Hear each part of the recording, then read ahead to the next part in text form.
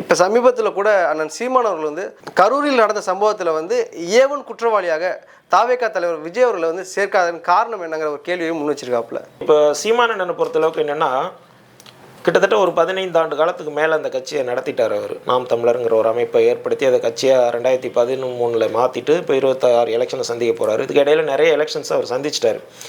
இப்போ அவரோட பாலிடிக்ஸ் என்ன மாதிரி ஒரு பாலிடிக்ஸ் அவர் எடுத்துகிட்டு போகிறாருங்கிறதே ஒன்றும் புரியாமல் தான் இருக்குது. அவர் பேசுகிற மண் அரசியல், மலை அரசியல், நீர் அரசியல் இப்படின்னு ஒரு வித்தியாசமான அரசியலை பேசுகிறார். அதை நம்ம ஏற்றுக்குவோம். அதில் ஒன்றும் இல்லை, வேறு எந்த அரசியல்வாதியும் பேசாத ஒரு அரசியல் அவர் பேசுகிறார்.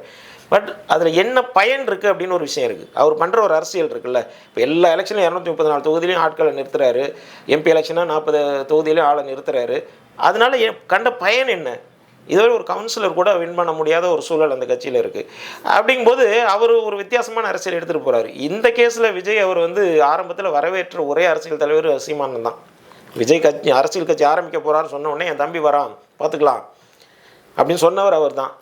என் தம்பி வரான் பார்த்துக்குவான் திமுகன்னு சொன்னவரும் அவர் தான். இப்போ திடீர்னு ஓவர் நைட்டில் வந்து அவர் ஒரு மாநாடை போட்டு ஒரு பெரிய கூட்டத்தை காமிச்ச உடனே அடுத்த நாளே வந்து தம்பி வந்து ரோட்டில் அடிப்பட்டு சாமான்னு சொல்கிறதும் அவர் தான்.